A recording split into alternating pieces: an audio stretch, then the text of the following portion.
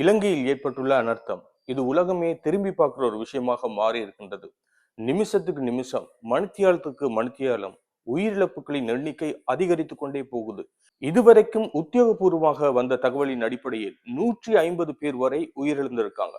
200க்கு மேற்பட்டவர்கள் காணாமல் போயிருக்கிறாங்க. இந்த சம்பவம் நடந்து இப்பொழுது இருக்கிற செய்திகளின் அடிப்படையில தான் இந்த விஷயங்கள்லாம் சொல்றோம். ஆனாலும் சரியான புள்ளி விவரம், சரியான தகவல் இதுவரைக்கும் தெரியாது. தெரிந்த தகவல்களைத்தான் அரசாங்கம் வெளியிட்டுக் கொண்டிருக்கின்றது. இதே நேரத்தில் இலங்கை முழுவதும் அவசர நிலை இப்பொழுது பிரகடனப்படுத்தப்பட்டிருக்கின்றது. காரணம், அந்த அளவு சிக்கல்ல இலங்கை இருக்கின்றது. ஏற்கனவே நேற்றைய தினம் 24 மணித்தியால எச்சரிக்கை ஒன்று இலங்கை அரசு சார்பாக வெளியிடப்பட்டிருந்தது. கொழும்பு அண்டிய பகுதிகளில் மிகப்பெரிய தாக்கம் ஏற்படும், அதனால் மக்கள் அங்கிருந்து வெளியேற வேண்டும் என்று அரசு தரப்பால் சொல்லப்பட்டது. கழனி கங்கை நீர்மட்டம் உயர்ந்து கொண்டிருக்கின்றது. அதற்கு காரணம் என்ன சொன்னாங்க என்று சொன்னால், ஏற்கனவே நீர்த்தேக்கங்கள் அனைத்தும் நிரம்பி இருக்கின்றது. அந்த நீர்த்தேக்கங்களின் வான்கதவுகள் திறக்கப்பட்டுள்ளதால் அந்த நீர் வந்து சேர்ந்து இந்த கங்கை எல்லாம் அதிகமான நீரோட்டத்தை கிராமப்புறங்களாக இருக்கலாம் அல்லது மனிதர்கள் வாழும் பகுதிகளுக்காக இருக்கலாம், அந்த நீர் வந்து வெள்ளப்பெருக்கு ஏற்படும் என்று. அதே போல் இப்பொழுது கொழும்பின் அண்டிய பகுதிகளுக்கு வெள்ளப்பெருக்கு ஏற்பட்டிருக்கின்றது. மக்கள் ஏற்கனவே இதற்கு தயாராக இருந்ததனால் உயிர் சேதங்கள் கட்டுப்படுத்தப்பட்டிருக்கின்றது. ஆனாலும் பல இடங்களில் இப்பொழுது தொடர்ச்சியாக அந்த நீர்மட்டமும் உயர்ந்து கொண்டிருக்கின்றது. இந்த நிலைமை இன்னும் ஓரிரு நாட்களுக்கு தொடரும் என்று தான் சொல்லப்படுகிறது. மீட்பு பணிகள் எல்லாம் தீவிரமாக இடம்பெற்றுக் கொண்டிருக்க இந்த நேரத்தில் நாளுக்கு நாள் பிரச்சனைகள் அதிகரித்துக் கொண்டே இருக்கின்றது. இன்னும் ஒரு கவலையான விஷயம் என்னன்னு தெரியுமா? இப்ப இந்த வீடியோ எடுக்கிற நேரம் கூட பல செய்திகள் வந்து கொண்டே இருக்கின்றது. ஒரு கிராமமே மண் சரிவில் சிக்கி புதையுண்டு இருக்கிறது. வீடுகளோடு சேர்ந்து புதைந்து இருக்கிறது. அங்கு மக்கள் இருந்தாங்களா இல்லையா என்பது கூட தெரியாது. அதற்கு இன்னும் ஒரு காரணமும் இருக்கு. என்ன தெரியுமா? அவர்களுடன் தொடர்பு கொள்ள முடியவில்லை. இப்ப கோல் ஒன்றுக்கு எடுத்தாலும் நெட்வொர்க் ஒன்றும் வேலை செய்தில்லை. அப்படி இருக்கிற நேரம் பொதுவாகவே இப்ப கொழும்பு பகுதியில் அதிகமாக, அதாவது தலைநகர் கொழும்பு பகுதியில் அதிகமான பாதிப்பு ஏற்படவில்லை. ஆனா ஊர்கள்ல இருந்து இங்க வந்து வேலை செய்யறாங்க தானே, அவங்களுக்கு அவங்களுடைய உறவுகளோடு தொடர்பு கொள்ள முடியவில்லை. வெளிநாடுகள்ல வேலை செய்யறாங்க, அவங்களுக்கு அவங்களுடைய உறவுகளோடு தொடர்பு கொள்ள முடியவில்லை.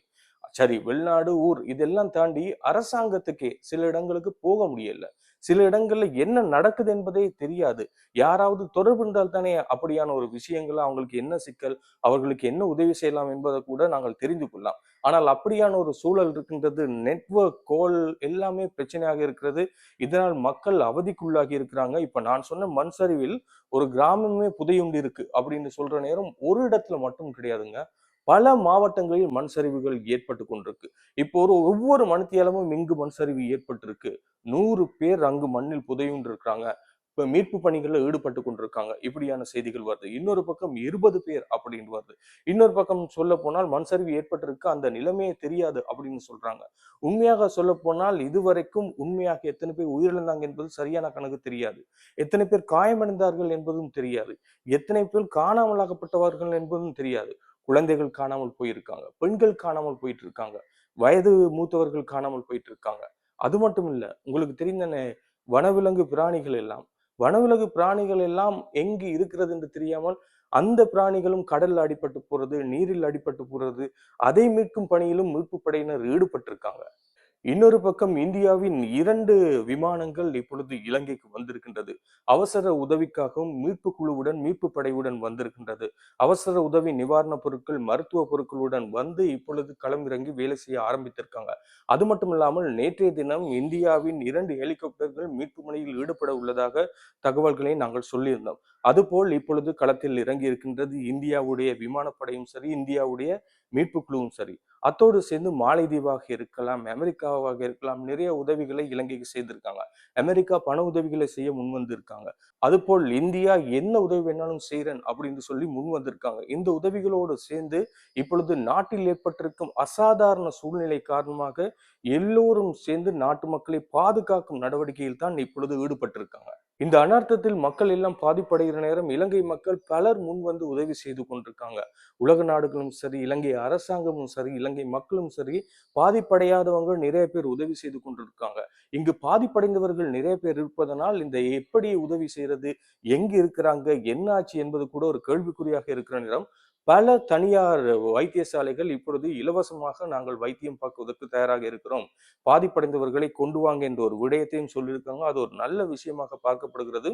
இன்னும் சிலர் என்ன செய்றாங்க, எங்களுக்கு பாதிப்பு இல்ல அப்படின்னு சொல்லிட்டு, கொஞ்சம் வெள்ளம் ஏற்படும் பொழுது அதை பார்க்க போறாங்க. தயவு செய்து அங்கெல்லாம் பார்க்க போகாதீங்க. ஒரு சில இடங்கள்ல பாதைகள்ல எல்லாம் வெடிப்பெல்லாம் ஏற்படுதாம். அதனால அந்த வெடிப்புகள் ஊடாக மிகப்பெரிய ஒரு வெள்ளம் ஏற்படும். உங்களுக்கு தான் சிக்கல் ஏற்படும். வீட்டுல இருங்க பாதுகாப்பாக. உதவி செய்றவங்க ஒரு குழுவுடன் சேர்ந்து போய் உதவி செய்யுங்க. ஏன்னு சொன்னால் தனியாக உதவி செய்யும் பொழுது அதுல நீங்க சிக்கினால் என்ன செய்றது என்று தெரியாது. ஒரு சில ஹோட்டல்கள் எல்லாம் இலவசமாக உணவுகள் வழங்குறாங்க. இன்னும் ஒரு சில நேரத்தில் இந்த நெட்வொர்க் இல்லாத போது நிறைய பேர் நெட்வொர்க், வைஃபை இந்த உதவிகள் எல்லாம் செய்து கொண்டிருக்காங்க. இப்படியெல்லாம் இருக்கிற நேரம் இலங்கையின் அடுத்த கட்டம் என்ன என்பது ஒரு கேள்விக்குறியாக இருக்கின்றது. ஏற்கனவே கோவிட் பிரச்சனை வந்தது. அடுத்ததாக இலங்கையுடைய பொருளாதார சிக்கல் வந்தது. அடுத்து ஆட்சி மாற்றம் வந்தது. இப்பொழுது இயற்கை அனர்த்தம், விபத்துக்கள் எல்லாம் ஏற்பட்டு கொண்டிருக்கிறது. எப்பதான் இந்த சிக்கல் முடிய போகுது என்பது யாருக்குமே தெரியாது. ஆனாலும் இப்போ புயல் இல்லை, அத்தோடு மழை குறைவாக இருக்கிறது. எப்படி இந்த நிகழ்வெல்லாம் இடம்பெறுகிறது அப்படின்னு பார்க்க போனால், ஏற்கனவே நான் சொன்ன நீர்த்தேக்கங்கள்லாம் நிரம்பி இருக்கிறதன் காரணமாக அதெல்லாம் திறந்து விடப்பட்டிருக்கிறது. அது திறந்து விடப்பட்ட நேரம் கங்கையுடன் சேரும். கங்கையுடன் சேரும் பொழுது அந்த கங்கை ஓடுற பாதையில எல்லாம் தாழ்வான பகுதியில் இருக்கிற ஊர்களாக இருக்கலாம் அல்லது நகரங்களாக இருக்கலாம், அந்த பகுதிகளுக்கு போகும். அப்படி போகும்போது மிகப்பெரிய சேதங்கள் ஏற்பட்டு கொண்டிருக்கின்றது. சொத்துக்கள் சேதங்கள் ஏற்பட்டிருக்கிறது. வாகனங்களாக இருக்கலாம், அவர்களுடைய வீடுகளில் கஷ்டப்பட்டு அவர்கள் உழைத்து வைத்த ஒவ்வொரு பொருளும் இல்லாமல் போயிருக்கின்றது. ஆனால் இதெல்லாம் தாண்டி ஒரு மனிதனுக்கு உயிர் என்பது ரொம்ப ரொம்ப முக்கியமாக பார்க்கப்படுகிறது. சில காட்சிகள்லாம் பார்க்குற நேரம் பார்க்க முடியல. அவ்வளவு கஷ்டமா இருக்கு, அவ்வளவு வேதனையா இருக்குது. ஆனாலும் இதெல்லாம் சீக்கிரம் நிவர்த்தி அடைய வேண்டும். அப்படி நிவர்த்தி அடைந்தால் தான் அவர்களுடைய அடுத்த கட்ட வாழ்க்கைக்கு செல்லலாம். ஒரு பக்கம் பரீட்சை இடம்பெற்றுக் கொண்டிருந்தது. அந்த பரீட்சையும் நிறுத்தப்பட்டிருக்கின்றது. அவசரக்கார நிலைமை இப்பொழுது இலங்கையில் இருக்கின்றது. இன்னும் ஓரிரு நாட்களுக்கு இந்த வெள்ள அபாய எச்சரிக்கையும், இந்த வெள்ள அபாயம் இலங்கையில் தொடரும் என்பதும் இங்கு சொல்ல வேண்டிய விஷயம். மக்களே, அதனால் எல்லாம் விடயத்திலும் அவதானமாக நீங்கள் இருக்க வேண்டியது உங்கள் பொறுப்பாக இருக்கு.